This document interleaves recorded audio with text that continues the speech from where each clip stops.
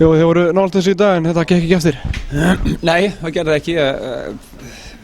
Engu að síður hetjulega barátta hjá strákunum og þeirra mikið hrós skilið fyrir það og mér fannst við líka alltaf vera líklegir. Við vorum að skapa hættu á breikinu og vorum alltaf inn í þessu fannst mér. Grátt þetta að fá mark úr fyrstu leikatri? Já, það er það vissulega slæmt og við erum náttúrulega svekktir með hvernig þetta mark kemur á okkur og hvernig það fór allt saman en við hefum sjálfur náttúrulega getað gert betur með boltan sjálfur inn á milli og haft betri gæði því sem við erum að gera en engu að síður þá held ég að við fleiri lið sem öttur að lenda vandræðum hér og þannig að maður eru drullu svekktir að geta við fengið eitthvað út úr þessu leik.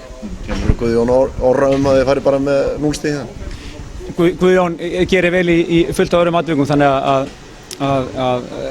ég áttur að sjá þetta aftur og sjá þetta betur og hvað gerist. Það er ekki bara Guðjón, það eru hinir sem þurfa líka að sjá til þess að Guðjón geti fara út í boltan og þeir að hindra mennin í kringum hann þannig að þetta er samvinna varnar og markmanns en Guðjón alltaf líður illa, honum kannski líður eins og þetta sé allt honum að kenna og allt það en hann er búinn að standa sér frábærlega vel í öllum leikjunum hingað til og á aðrar vörslur í dag sem eru mjög góða líka.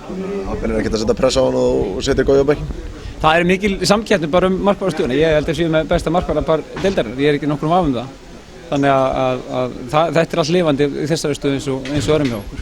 Það er búið að ræða mikið um þetta með 6 útlendinga á bekknum. Voruð þið að sækja bara einhverja bíveru utan sem er ekki nógu góð?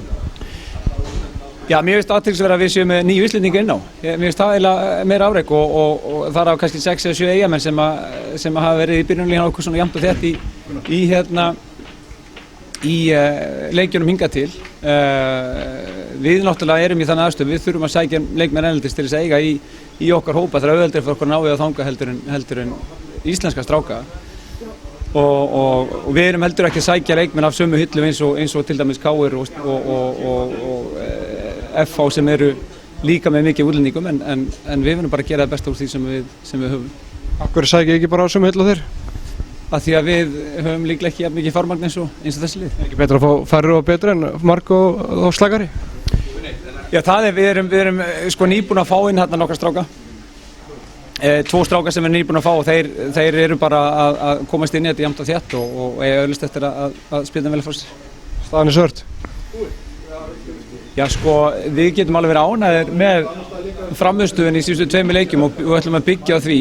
Við erum búin að lenda í náttúrulega erfum útleikjum og við erum nú bara að sjá til þess að við séum að fara að taka þau 3 stig sem eru búið í hvernig leik heima og reyna síðan að plokka ykkur stig á útvelli líka.